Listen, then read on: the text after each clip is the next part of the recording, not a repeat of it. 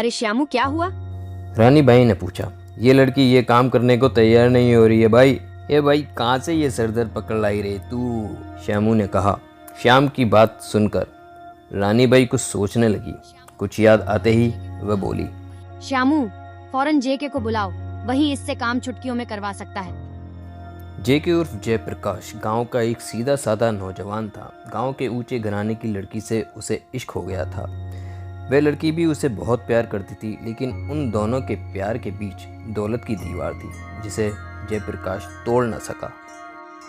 जयप्रकाश के सामने ही उसकी प्रेमिका किसी और की हो गई। उस दिन जयप्रकाश बहुत रोया था। उसे एहसास हो गया था कि दौलत के बिना इंसान अधूरा है। उसके पास दौलत होती तो शायद उसका प्यार नहीं बिछुड़ता। अपने प्यार का घरौंदा उजड़ते देख जयप्रकाश ने फैसला किया कि वह बहुत दौलत कमाएगा, चाहे वह दौलत पाप की कमाई ही क्यों न हो। इश्क में हारा जयप्रकाश घर में अपने माँ बाप से बगावत करके शहर में दौलत कमाने का सपना लेकर मुंबई आ गया। मुंबई में जयप्रकाश बिल्कुल अकेला था। काम की तलाश में वह बहुत भटका, मगर उसे काम नहीं मिला। एक दिन जयप्रकाश की मुलाकात श्यामू से हो गई। जयप्रकाश ने उसे अपनी आप बीती सुनाई तो श्यामू को अपनापन महसूस हुआ। वह बोला, मैं तुम्हें काम दिला सकता हूँ, पर उस काम में जोखिम बहुत है और पुलिस का डर भी। मुझे सिर्फ पैसा चाहिए, काम चाहे कितना भी खतरनाक क्यों ना हो। जयप्रकाश की बात सुनकर श्यामू ने एक बार उसे ऊपर से नीचे तक देखा। वह समझ चुका था कि जयप्रकाश के सिर पर दौलत कमाने का भूत सवार है। उससे कुछ भी काम कराया जा सकता है। श्यामू दामोदर को लेकर रानीबाई के कोठे पर पहुंचा। रानीबाई ने जयप्रकाश से बात की, फिर उसे एक वैन दे दी जिससे वह लड़कियों की सप्लाई करने लगा। इस काम में जयप्रकाश को अच्छी खासी रकम मिलती थी। अब श्यामू और जयप्रकाश एक साथ रहने लगे थे। उन दोनों में गहरी दोस्ती भी हो गई थी। कुछ ही दिनों में जयप्रकाश ने अपनी मेहनत से रानीबाई के दिल में अच्छी खासी जगह बना ली थी। अब रानीबाई जयप्रकाश को जेके के नाम से पुकारती थी। जेके उर्फ जयप्रकाश को रानीबाई का संदेश मिला और वह फौरन कोठे पर पहुंचा। श्यामू ने लड़की के बारे में जयप्रकाश को सब कुछ बता दिया था। जयप्रकाश दरवाज़ा खोलकर कमरे में आया। उसने फर्श पर पड़ी लड़की को उठाना चाहा, मगर वह बेहोशी की हालत में थी। उसका जिस्म किसी गर्म भट्टी की तरह तप रहा था। बाई, इस लड़की को तो काफ़ी तेज़ बुखार है, किसी डॉक्टर को दिखाना होगा, जयप्रकाश ने कहा। इस कोठे पर कौन डॉक्टर आएगा? रानी बाई परेशान होते हुए बोली। फिर श्यामू ने पूछा, ठीक है भाई, मैं इस लड़की को घर ले जाता हूँ, वहाँ किसी डॉक्टर को दिखा लूँगा, जब ये ठीक हो जाएगी तो कोठे पर ले आऊँगा, जयप्रकाश बोला। जयप्रकाश की बात से श्यामू और रानी बाई दोनों राज़ी थे। जयप्रकाश लड़की को अपने घर ले आया। उसका घर बहुत छोटा था। उसके साथ लड़की देखकर मोहल्ले वाले ये समझे कि शायद वह उसकी बीवी है। डॉक्टर ने आकर लड़की को दवा दे दी। बुखार उतर नहीं रहा था। जयप्रकाश पूरी रात उस लड़की के माथे पर पट्टियां रखता रहा। जयप्रकाश की मेहनत रंग लाई। सुबह लड़की को होश आ गया। जयप्रकाश ने उसे कुछ दवाई खाने को दी। नानू करके बाद लड़की ने दवा खा ली। दोपहर तक लड़की पूरी तरह से होश में आ चुकी थी। उसने अपना नाम मधु बताया। बचपन में ही उसके पिता की मौत हो चुकी थी। मधु की मां ने बेटी को पालने के लिए दूसरी शादी कर ली। शादी के कुछ साल बाद ही मधु की मां की मौत हो गई। मां की मौत के बाद से ही मधु के सौतेले बाप ने उसे तंग करना शुरू कर दिया था। पिता से आजिज हो चुकी रजनी गांव के एक नौजवान को दिल दे बैठी। उस नौजवान ने मधु को शहर की चमक दमक के सुनहरे सब्ज बाग दिखाए। वह मधु को बहला फुसला कर शहर ले आया और धोखे से कोठे पर बेच दिया था।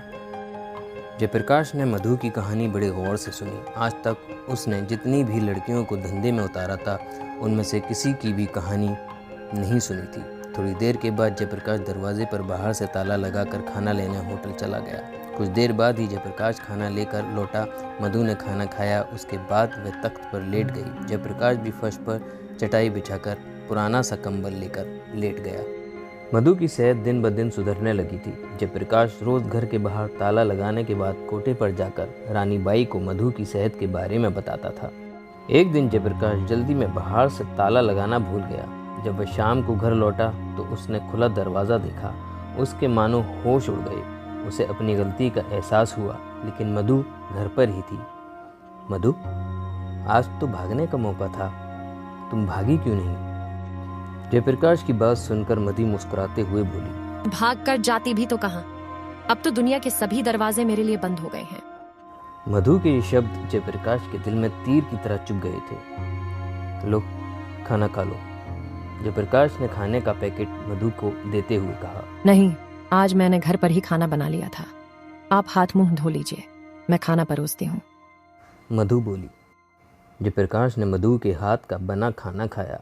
आज पहली बार माँ के बाद उसने किसी दूसरी औरत के हाथ का बना स्वादिष्ट खाना खाया था। खाना खाने के बाद जयप्रकाश पुराना कंबल लेकर ज़मीन पर लेट गया। मधु भी तख्त पर लेट गई, पर उन दोनों को नींद नहीं आ रही थी। वे दोनों अपनी अपनी जगह पर करवटें बदल रहे थे। सर्दी भरी रात में जयप्रकाश ठंड से सिकुड़ता जा रहा था, लेकिन मधु जाग रही थी।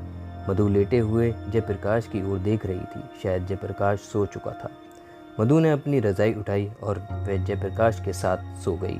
सुबह जब जयप्रकाश की आंख खुली तब तक काफ़ी देर हो चुकी थी। मधु ने अपना सब कुछ जयप्रकाश को सौंप दिया था। जयप्रकाश अपनी इस गलती के लिए बहुत शर्मिंदा था। जयप्रकाश तैयार होकर जैसे ही कोठे पर जाने के लिए निकला, सामने श्यामू अपने गुर्गे लेकर पहुंच गया। वह मधु को लेने आया था, पर जयप्रकाश ने मधु के बीमार होने की बात कही और उनके साथ कोठे पर चला गया। अब जयप्रकाश मधु को कोठे पर नहीं लाना चाहता था। शायद उसे मधु से प्यार हो गया था। जयप्रकाश ने अपने प्यार वाली बात श्यामू को बताई। श्यामू ने जयप्रकाश को रानी बाई के कहर का वास्ता दिया और आगे से ऐसी गलती न करने की राय भी दी। दूसरे दिन श्यामू जीप लेकर मधु को लेने जयप्रकाश की खोली में पहुंचा तो जयप्रकाश वहां नहीं था।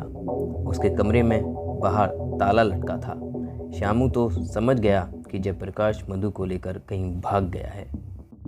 जब यह खबर रानी बाई को मिली तो वह गुस्से से तिलमिला उठी। उसने फौरन शहर में गुंडे फैला दिए ताकि जयप्रकाश और मधु शहर से बाहर न जा सके। अब सारे शहर में रानी बाई के आदमी घूम रहे थे, पर जयप्रकाश और मधु का कहीं अता पता नहीं था। श्यामू भी कुछ आदमी को लेकर रेलवे स्टेशन पर तलाश कर रहा था।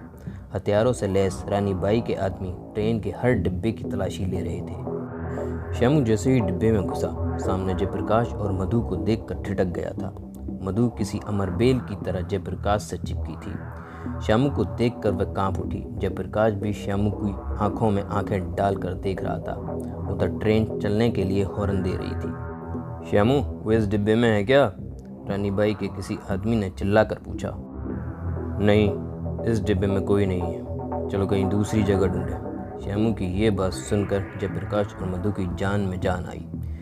श्यामू ट्रेन से नीचे उतर गया। वह खिड़की के पास से गुजरते हुए बोला, जाओ मेरे दोस्त, तुम्हें नई ज़िंदगी मुबारक हो। तुम दोनों हमेशा खुश रहो।